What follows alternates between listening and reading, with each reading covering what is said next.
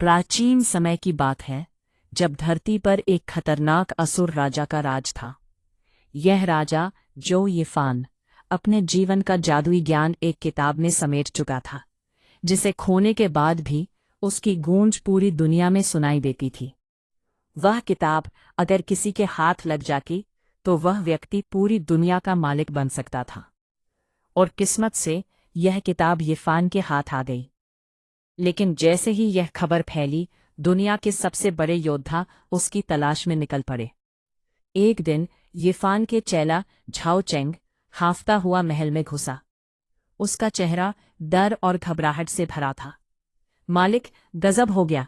दुश्मनों ने हमारी पहाड़ी सेना को काट डाला, सभी मारे गए। उसकी आवाज ट्रेम्बल कर रही थी। मुझे लगता है वो सातों बड़े राजा बस आते ही होंगे। यिफान एक शांति से भरी मुस्कान लिए बोला, अरे तू डर मत, वो सातों मिलकर भी मेरा कुछ नहीं उखाड़ सकते। लेकिन उसके मन में सवाल था, मेरी इतनी बड़ी सेना कैसे हार गई? महल के बाहर दुश्मनों की पूरी फौज इकट्ठा हो गई थी। ओए मैजिक एम्परर, चुपचाप वो किताब हमारे हवाले कर दे। उनकी आवाज ने यिफान के खून को उबाल दिया। सालों कीड़ों मकोड़ों की फौज, तुम्हारी इतनी औकात की मुझसे भिड़ोगे? तलवारें खिंच गईं और यिफान ने दुश्मनों को अकेले ही मात देना शुरू कर दिया। अचानक उसे कुछ अजीब लगा और उसने कहा, ओह। तभी दुश्मनों के सरदार हंसते हुए एंट्री मारे। उनके लीडर ने रौब के साथ कहा, जाओ यिफान, वो किताब हमें दे दे, जान बख्श देंगे। यिफान हंसते हुए बोला, अरे तुम सातों के सातों एक साथ भी आ जाओ तो भी मुझे हरा नहीं सकते। लीडर ने फिर कहा, पवित्र भूमि के नाम पर कह रहा हूं, वो किताब प्राचीन राजाओं की धरोहर है, उसे सौंप दो। यिफान का चेहरा गुस्से से भर गया।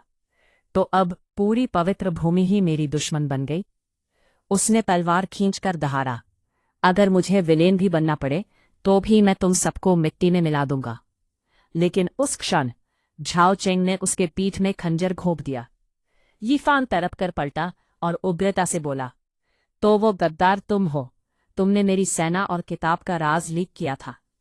यिफान का दिल टूट गया। जब तुम छोटे थे मैंने तुम्हें सब कुछ सिखाया, फिर तुमने ऐसा क्यों किया? झाओ चेंग की हंसी ठंडी हो गई। आपने मुझे किताब तक नहीं हाथ लगाने दिया, जैसे मैं कोई चोर हूं।